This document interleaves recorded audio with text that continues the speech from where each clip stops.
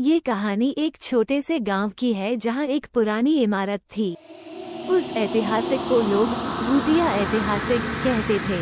किसी को पता नहीं था कि वहां किसका भूत था, लेकिन लोग कहते थे कि रात होते ही हवेली से अजीब अजीब आवाजें आती थीं। एक दिन गांव के 3 दोस्तों विजय, सुमित और मुकेश ने तय किया कि वे मकान के अंदर जाकर सच्चाई का पता लगाएंगे।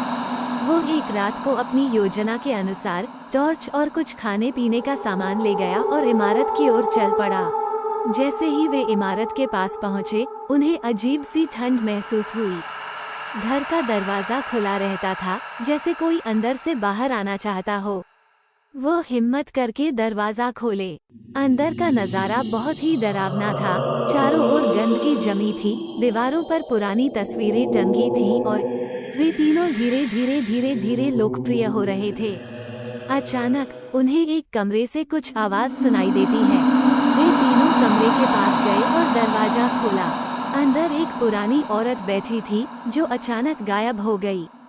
तीनों दोस्त बुरे तरह से डर गए और वहां से चले गए। जब वे बाहर निकले तो देखा कि हवेली का दरवाजा अपने आप बंद हो गया।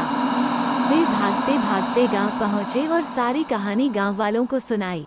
गांव वालों ने उन्हें बताया कि वह औरत इस हवेली की मालिक थी, जो कई सालों पहले आत्महत्या कर चुकी थी और तब से उसकी आत्मा हवेली में भटक रही थी। उसके बाद कोई भी उस हवेली के पास जाने की हिम्मत नहीं कर पाया। कहते हैं, जो भी उस घर में जाता है वह वापस नहीं लौटता। इस कहानी को सुनने के बाद विजय, सुमित और मुकेश ने भी कभी उस हवेली का रुख नहीं किया। उस दिन के बाद वे तीनों हमेशा के लिए डरावनी और रहस्यमयी चीजों से दूर रहने लगे।